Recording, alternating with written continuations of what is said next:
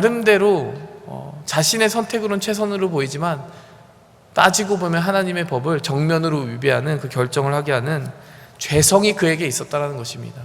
여러분, 우리 모두가 그 죄라고 하는 바람에 영향을 받고 있습니다. 흔들리기 쉬운 우리의 그 삶을 볼 때 여러분, 우리가 죄인이라는 것을 고백해야 됩니다.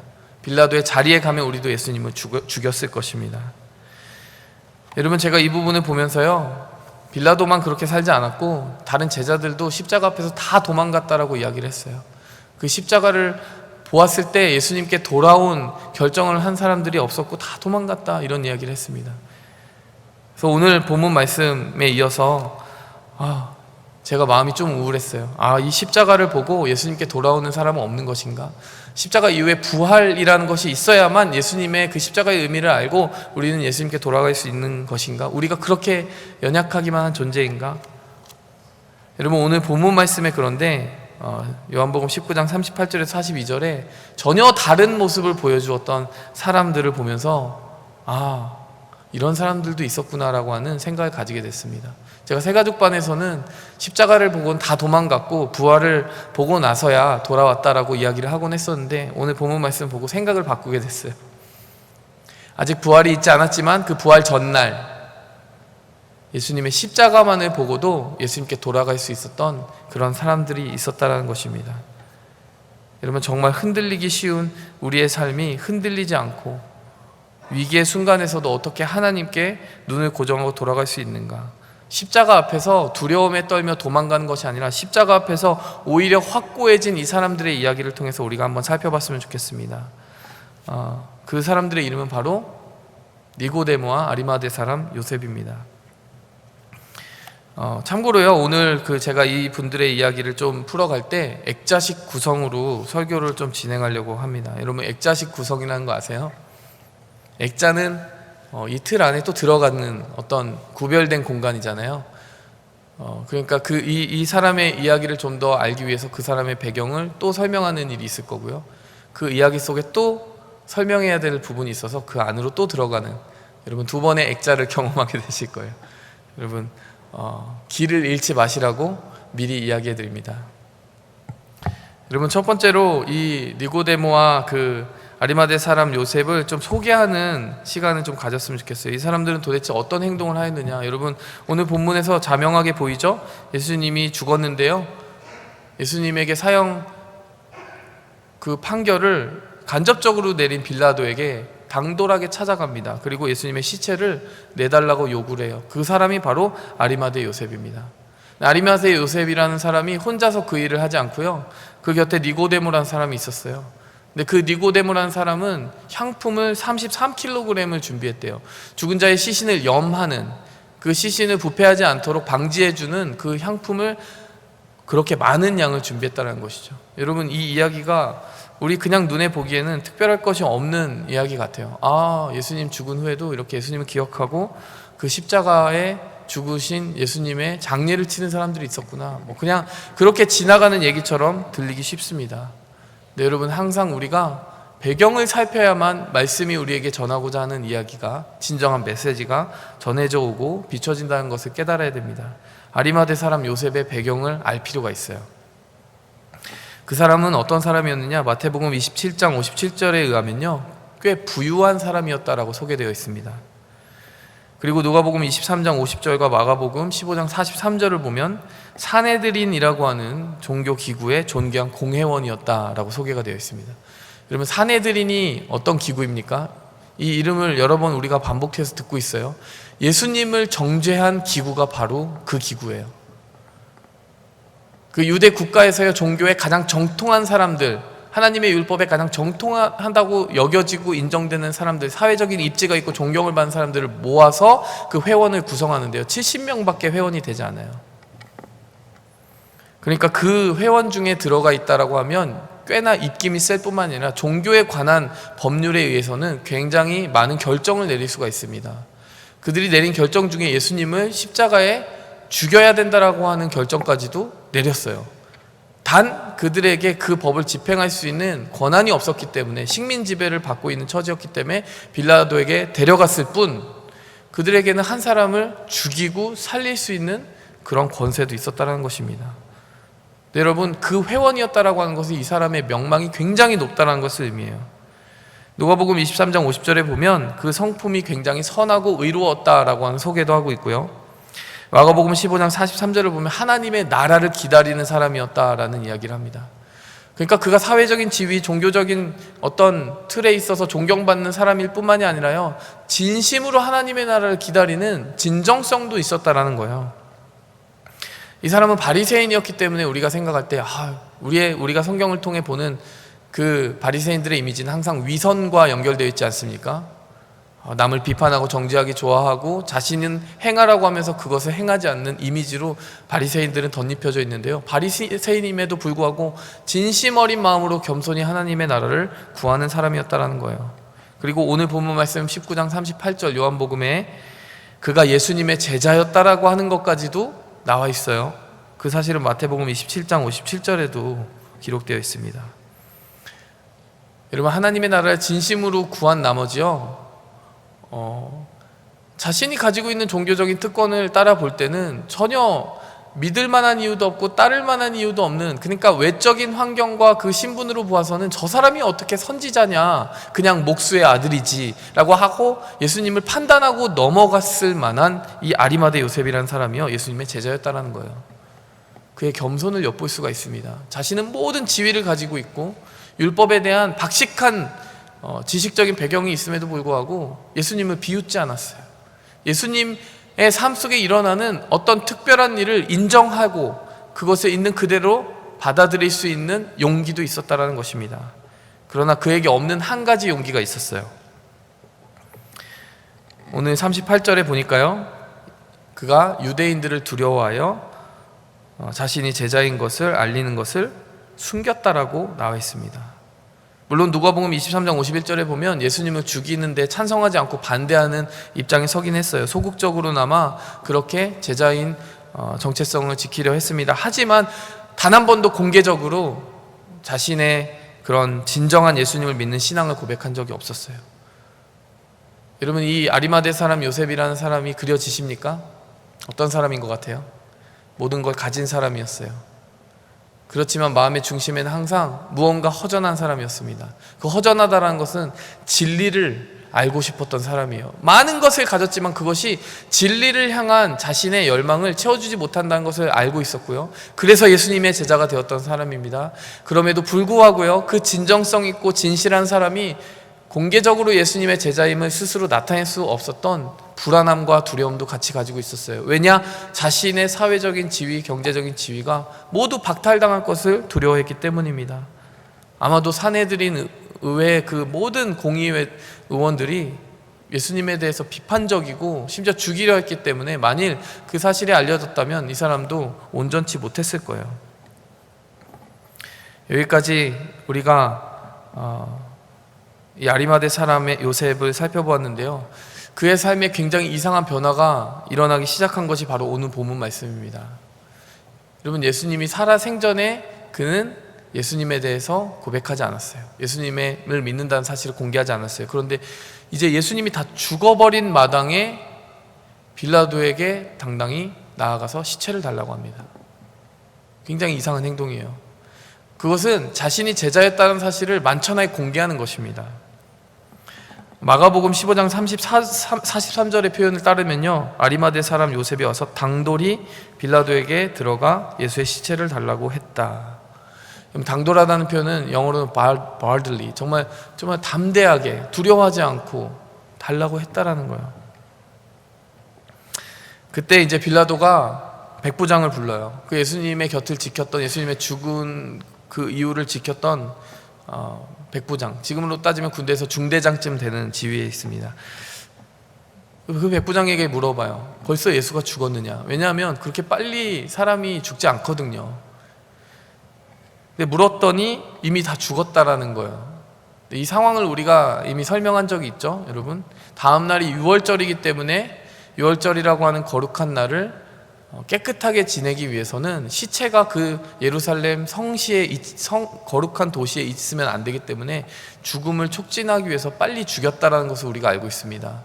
예수님은 이미 죽어 계셨고요, 옆에 좌우에 있는 강도를 빨리 죽이기 위해서 여러분 그 뼈를 꺾었어요. 그래서 출혈을 일으켜서 빨리 죽였습니다.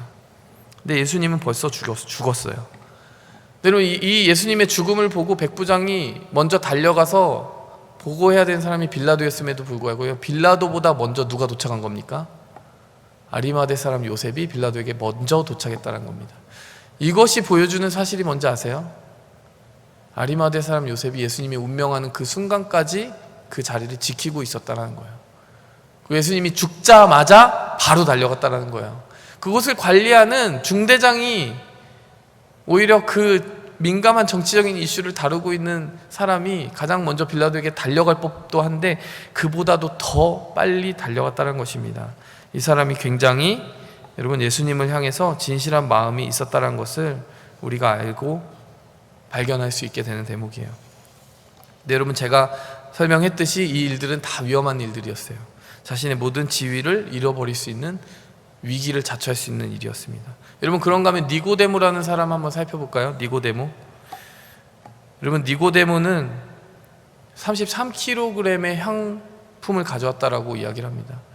여러분 그런데 그 사실도 배경 지식 없이 들으면 뭐 그런가 보다, 지극정성이네 생각할 수 있지만요, 그 향품의 가격은 엄청납니다. 엄청날 뿐만 아니라요, 그 정도의 양이면 왕이 죽었을 때 장례를 치르기 위해 준비하는 향품의 양과 동일하다라고 성경 주석가들은 이야기하고 있어요.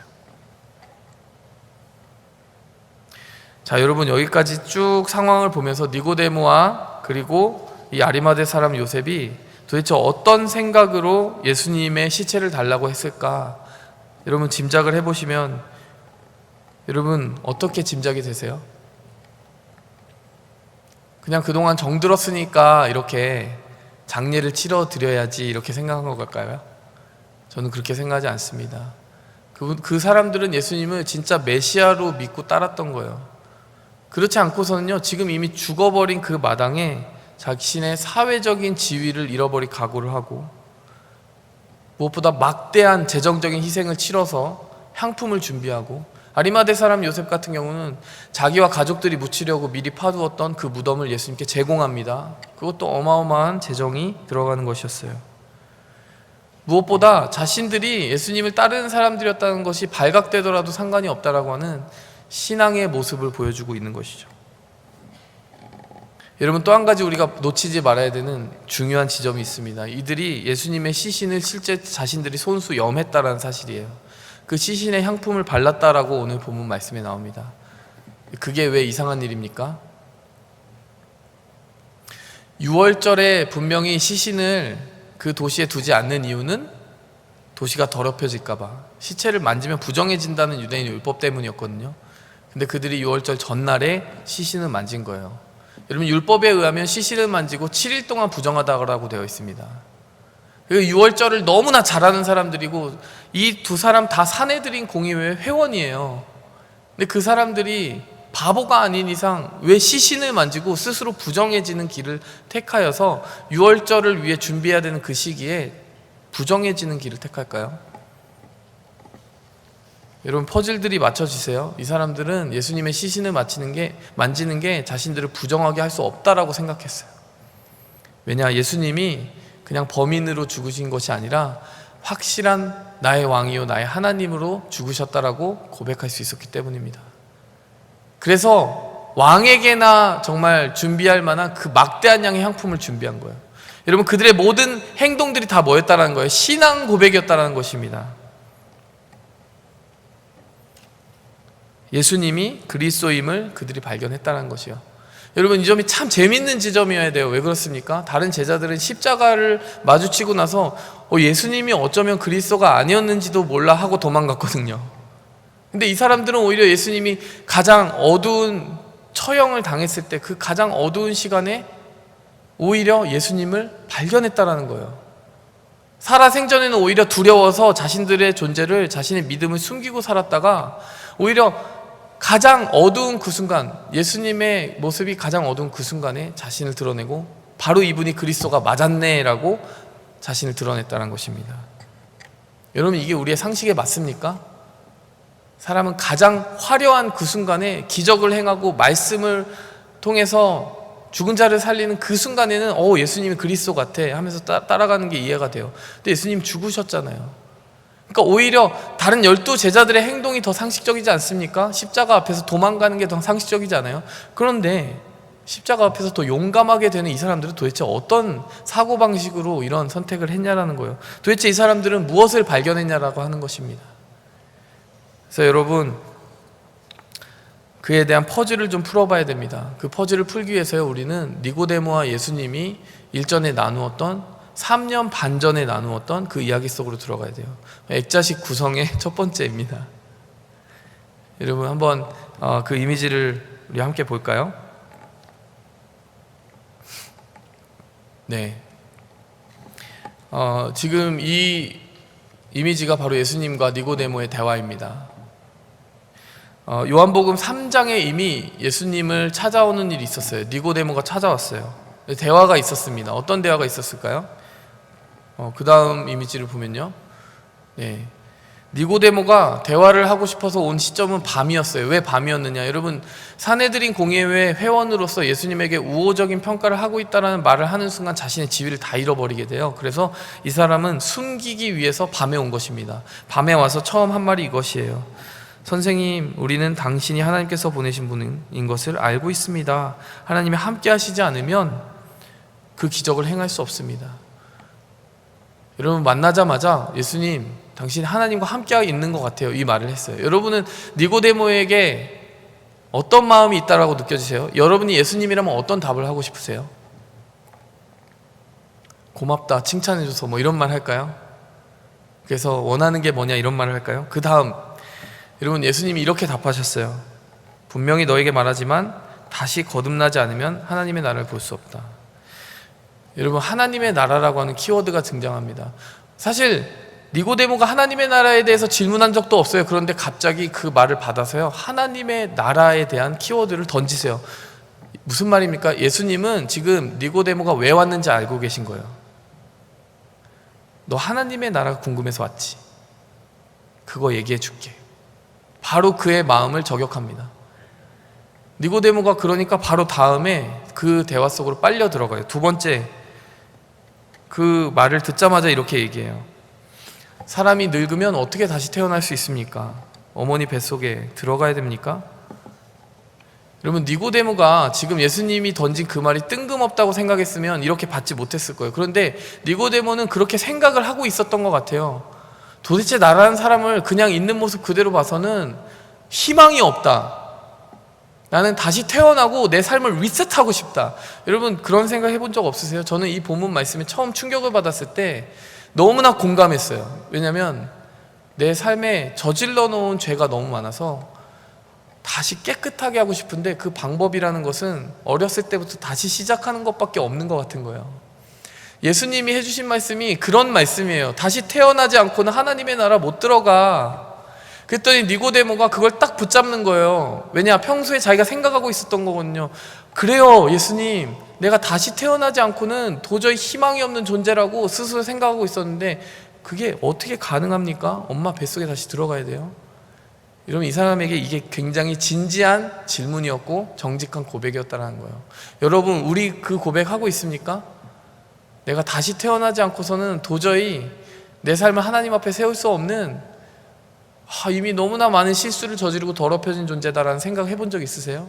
니고데모는 그런 정직한 인식을 가지고 예수님께 질문한 거예요. 어떻게 다시 태어납니까? 그랬을 때 예수님이 이렇게 답하십니다. 물과 성령으로 태어나야 된다. 육체에서 난 것은 육체고 성령으로 난 것은 영이다. 그것을 이상하게 여기지 말라. 바람은 불고 싶은 대로 분다. 그 소리는 들어도 어디로서 와서 어디로 가는지 모른다. 성령으로 난 사람은 다 이와 같다. 여러분, 이 말 딱 들으면 이해가 되세요? 예수님이 갑자기 무슨 알 수 없는 알쏭달쏭한 얘기만 막 던지시는 것 같죠? 근데 하나하나 풀어보겠습니다, 여러분. 니고데모가 아까 뭐라고 얘기했어요? 몸이 다시 태어나야 된다는 거예요. 예수님 이렇게 질문한 거잖아요. 그랬더니 예수님이 처음 한 말을 주목해 보세요. 물과 성령으로 나야 된다. 이게 무슨 말이냐면요, 너희의 생명이 몸에만 있다고 생각하지 마라. 너희에게 다른 레이어의 생명이 있다. 다른 층의 생명이 있다. 뭡니까? 영혼의 생명이 있음을 잊지 마라. 내가 다시 태어나야 된다는 것은 너희 몸이 아니라 너희 안에 있는 영혼이다. 여러분 그렇지 않습니까? 우리가 영혼의 문제를 잊고 살아요. 내 영혼이 죽어가고 있는데 그 죽어가고 있는 영혼에 대한 문제보다도요, 내 몸을 어떻게 치장하고 내 몸이 어떻게 호강하고 내가 어떻게 외적으로 사회적인 지위를 누리면서 그럴듯하게 삶을 꾸려가는 데에 관심이 많아요.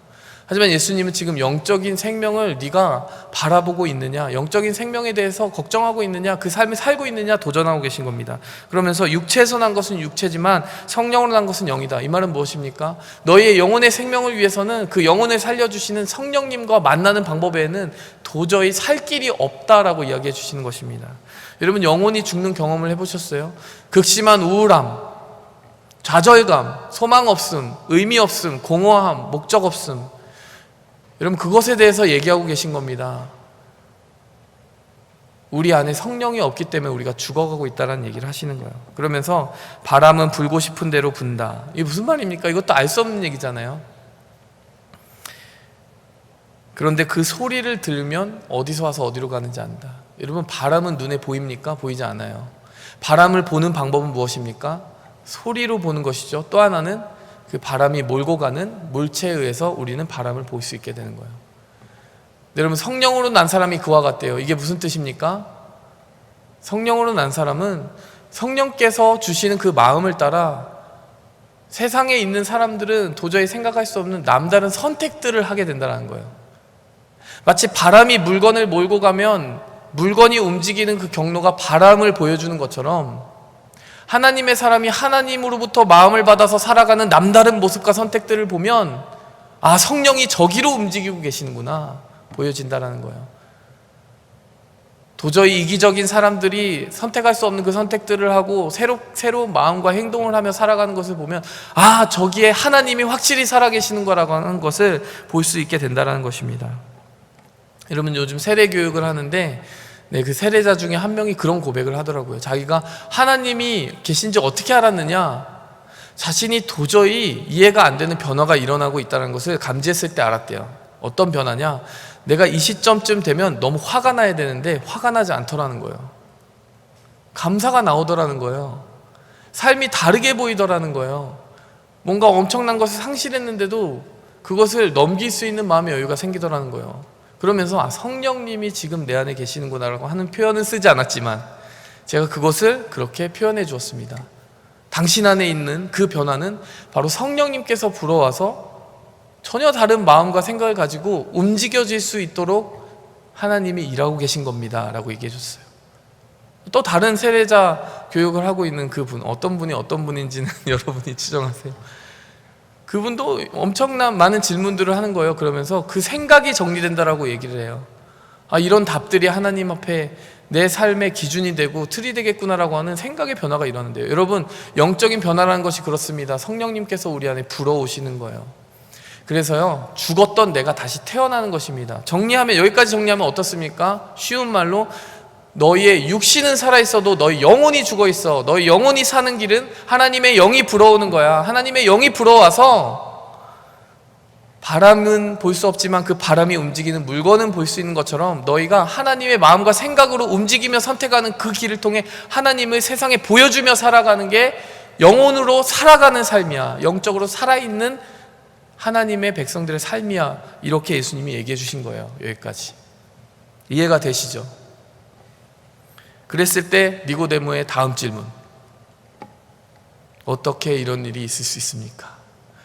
아, 알겠어요. 예수님 지금 몸이 다시 태어나야 되는 게 아니라 영혼이 다시 태어나야 된다는 그 이야기를 하신 거 이제 got it. 알겠어요 하나님. 근데 예수님 알겠는데 어떻게요? 내 영혼이, 죽은 영혼이 어떻게 다시 살아납니까? 그랬을 때 예수님의 답이 바로 다음에 있습니다. 모세가 광야에서 뱀을 쳐든 것 같이 나도 높이 들려야 된다. 이것은 나를 믿는 자마다 영생을 얻도록 하기 위해서이다. 하나님이 세상을 이처럼 사랑하사 하나밖에 없는 외아들마저 보내주셨으니 누구든지 그를 믿기만 하면 멸망하지 않고 영원한 생명을 얻는다. 여러분 여기도 또 알쏭달쏭하지 않아요? 여러분 어려운 거 다 빼고 쉬운 것부터 봅시다. 우리가 한 번쯤 꼭 보는 말씀 뭐죠? 하나님이 세상을 이처럼 사랑하사 독생자를 주셨으니 이는 저를 믿는 자마다 멸망치 않고 영생을 얻게 하려 하심이니라. 여러분 무슨 말입니까? 성령께서 우리 안에 불어오시기 위해서는 한 가지 이슈가 있다는 것이에요. 뭐죠? 우리 안에 하나님이 들어오실 수 없는 그 문제를 해결해야 된다는 거예요. 그 문제가 뭘까요? 여러분, 그 문제가 죄입니다. 여러분, 저는 이번에 버닝썬 사건을 보면서 그런 생각을 많이 했어요. 제가 예전에 고등학교 동창생 그 카톡방에 오랜만에 초대가 된 적이 있어요. 한참 전, 고등학교 때문에 한참 전은 아니지만 한참 전이죠. 그 친구들하고 연결이 돼가지고 카톡방에 들어갔는데요, 이 친구들이 다 사회에서 좋은 위치들을 차지하고 있는 거예요. 그런데 여러분, 저는 버닝썬 카톡방을 보는 것 같아요. 예전에, 지금 떠올려 보면 그 생각이 들었어요. 음란물이 자꾸 올라오는 거예요. 근데 제가 이제 그때 뭐 이미 신학생이고 하기 때문에 못 참겠는 거죠. 결국에는 좀 무한하지만 나갔어요. 여러분, 지금 제가 이 얘기를 왜 하냐면요, 우리 안에 죄가 있으면요, 우리 안에 하나님이 들어오실 수가 없어요. 하나님이 질식하신단 말이죠. 우리의 죄가 하나님을 숨막히게 한단 말이죠. 우리가 성령의 바람에 의해서 움직여야 되는 거 맞는데요, 여러분, 그 버닝썬 카톡방에 있는 멤버들은 어떤 바람에 의해서 움직였을까요? 성령의 바람에 의해서 움직였을까요? 정욕의 바람에 의해서 움직였을 거예요. 욕심의 방향, 그리고 교만의 방향, 자신이 삶에서 누리고 있는 그 모든 것들에 대한 자랑과 교만에 의해서, 그 바람에 의해서 넘실넘실 움직여 다녔을 겁니다. 여러분, 그들을 비난하고 나는 깨끗하다라고 말하고 싶진 않아요. 제가 이런 새로운 삶을 꿈꾸게 된 것도 예수님이 들어오신 이유이기 때문이에요. 근데 예수님이 해주시고자 하시는 그 말씀은, 너는 너의 힘으로 깨끗해져야만 내가 너의 안에 들어갈 수 있다, 이 말씀을 하시는 게 아니라요, 너는 너의 죄의 문제를 스스로 해결할 수가 없고, 그 죄의 문제가 있는 한 내가 너의 안에 들어가서 바람이 될 수 없어, 너를 이끌고 갈 수가 없어 라고 하는 말씀을 하시는 거고, 그 논리적인 결과, 너의 죄를 해결할 수 있는 것도 내가 준비해 놓았다라고 하는 말씀을 하시는 거예요. 그 죄를 해결하시는 것이 무엇입니까? 자신의 피로 값을 치르는 거예요. 그래서 독생자 얘기가 갑자기 나오는 겁니다. 여러분, 논리적인 흐름이 지금 이해가 되세요? 이 요한복음 3장의 말씀은 가장 놀랍고 정말 복음의 정수를 보여주는 백미와 같은 말씀이에요. 여러분이 집에 가서 찬찬히 한번 읽어보세요. 이 대화의 흐름이 이해될 때까지 읽어보세요. 너는 성령에 의해 움직여야 사는 존재인데, 그 성령이 들어갈 공간에 죄가 가득 차 있으니 하나님이 그곳에 질식해서 숨막혀서 들어갈 수 없고, 그 문제를 해결하기 위해 예수님이 피 흘려서 너의 죄를 다 씻기 위해 죽으셨어. 그 방법을 믿느냐라고 하는 얘기를 하는 거예요. 그러면서 우리에게는 생소하지만 니고데모에게는 생소하지 않은 한 가지 이야기를 합니다. 모세가 광야에서 뱀을 든 것 같이 인자도 들려야 하리니. 그 다음 이미지를 보여주시면요, 이 사건은 민수기라고 하는 책을 보면 나와 있어요. 여러분, 우리가 출애굽기 성경 공부를 하고 있기 때문에 언젠가 이 장면을 보게 될 텐데요, 민수기서 21장에 있었던 사건, 여러분 두 번째 액자로 들어갑니다. 그 액자에서는 어떤 사건이 있었느냐, 광야를 돌던 사람들이 하나님을 너무 원망하기 시작했어요. 여러분, 우리가 벌써 출애굽기 공부하면서 여러 번 원망한 것을 알 수 있죠. 근데 여러분, 이때는요, 하나님의 마음이 정말 상할 만큼 원망을 했는데, 뭐냐면요, 이 하찮은 음식이 싫다. 하나님이 만나를 내려주시는데 이 하찮은 음식이 질려서 먹을 수가 없다라고 이야기를 했어요. 여러분, 그 독한 원망과 불평을 쏟아내기 시작하고 모세에게 대항하기 시작하니까요, 그때 하나님이 심판을 내리셨는데 어디선가 불뱀이 와서 그들을 물기 시작했고요, 많은 사람들이 희생당해 죽기 시작했습니다. 그때 갑자기 하나님께서 알 수 없는 레메디, 알 수 없는 처방을 내리시는데, 그게 뭐였냐면요, 21장 8절에 보면 불뱀을 브론즈, 노스로 만들어서 그것을 장대 위에 매달아서 높이 들어라, 그걸 보면 살리라. 여러분, 그게 이해가 되세요? 여러분, 성경이 이해가 안 되는 대목이 되게 많죠? 근데 그게 왜 갑자기 나왔을까요? 예수님은 그 이야기를 끌어다가요, 그 이야기가 과연 어떤 의미가 있느냐, 바로 내가 죽을 죽음에 관한 의미를 비추어주기 위해 그때 미스테리한 사건이 있었던 것이다 라고 설명해 주시는 거예요. 여러분, 뱀의 상징이 무엇입니까? 뱀은 사탄의 상징이에요. 근데 진짜 뱀을 죽여서 그 장대에 올리라는 게 아니라요, 가짜 뱀을 만들어서 올리라는 거예요. 뱀이 아닌 뱀의 유사품을 만들라는 거죠. 죽은 뱀. 여러분, 이것이 갈라디아서에서 말씀이 풀어지게 됩니다. 예수님께서 우리의 죄를 구속하시기 위해서 자신이 죄가 되었다라고 갈라디아서에서 이야기를 하고 있어요. 무슨 말이냐? 예수님은 죄 지으신 것이 없어요. 그런데 예수님이 죄 덩어리가 되신 거예요. 그래서 정죄 받으시는 거예요. 그리고 그 나무 위에 올려 달리신 거예요. 예수님은 사탄이 아니잖아요. 예수님은 죄가 아니잖아요. 그런데 그 위에 달리신 예수님의 모습은 마치 모든 죄를 떠안고 죽는 뱀의 모습인 거예요. 여러분, 장대 위에 달린 노뱀의 모습인 거예요. 실제 뱀이 아니라 노뱀인 거예요. 실제 죄가 있어서 달린 것이 아니라 죄를 대신하기 위해 죄가 되신 거죠. 여러분, 이해가 되십니까?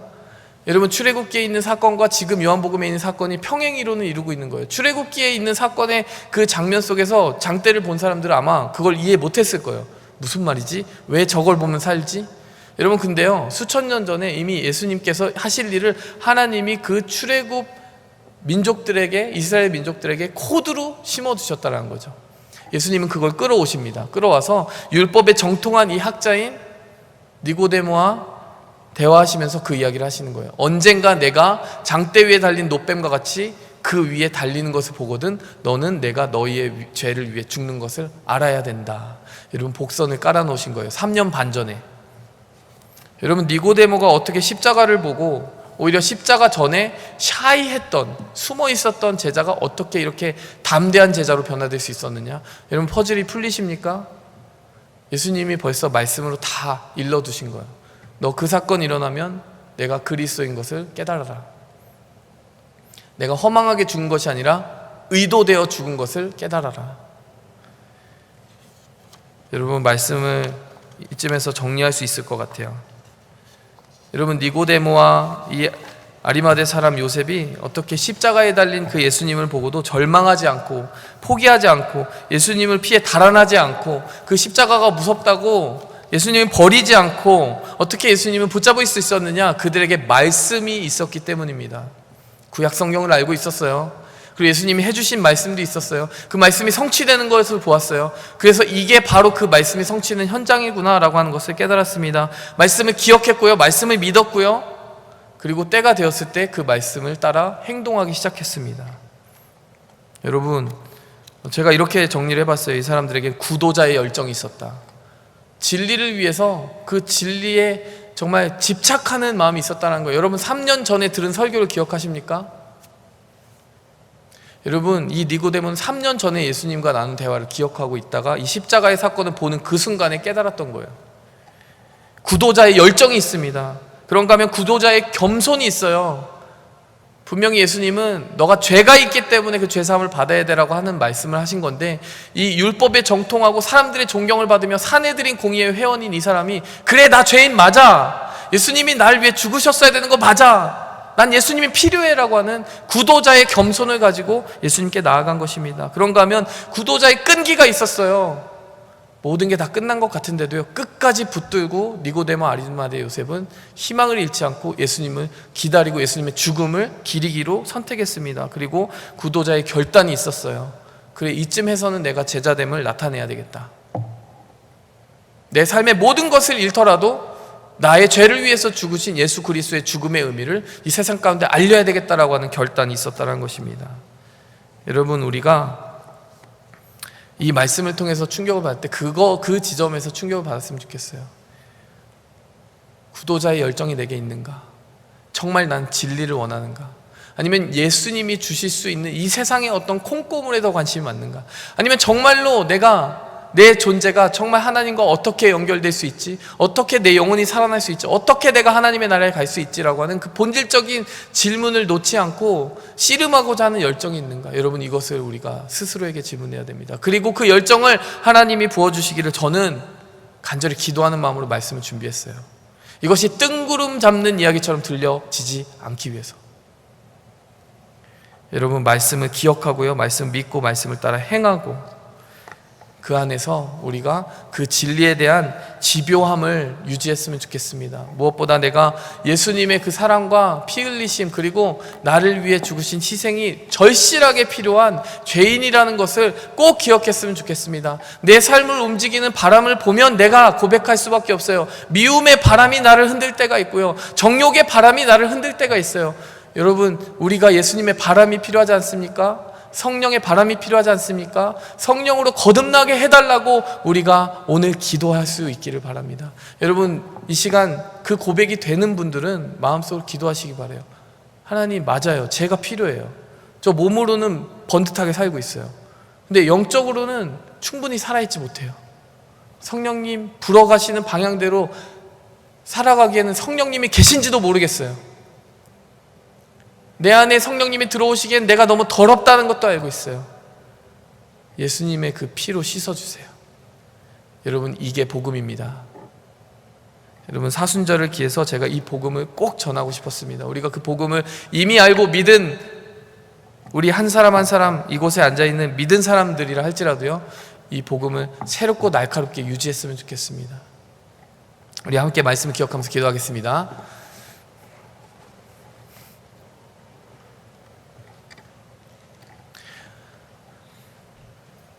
하나님 아버지, 감사합니다. 3년 반 전에 그 말씀을 기억하는 니고데모를 바라봅니다. 진리가 너무 알고 싶어서, 내가 어디서 와서 어디로 가는지 너무 알고 싶어서, 자신의 사회적인 지위에 비하면 너무나도 초라하고 아무것도 없는 예수님의 그 외모와 그 어떠한 형편에 속지 않고 예수님이 가지고 계신 그 생명을 발견할 수 있었던 정직함, 하나님, 니고데모와 아리마대 사람의 그 정직함을 우리에게 주시옵소서. 뿐만이 아니라 말씀 속에서 하나님의 흔적을 찾고 결국 우리를 위해 죽으신 예수님을 영접할 수 있었던 그 축복도 누리게 하시옵소서. 무엇보다 이미 믿은 우리가 조금이라도 더 성령의 바람에 움직임을 따라 살 수 있는 그러한 존귀한 자들의 삶을 살아갈 수 있게 도와주시옵소서. 예수님의 이름으로 기도했습니다. 아멘.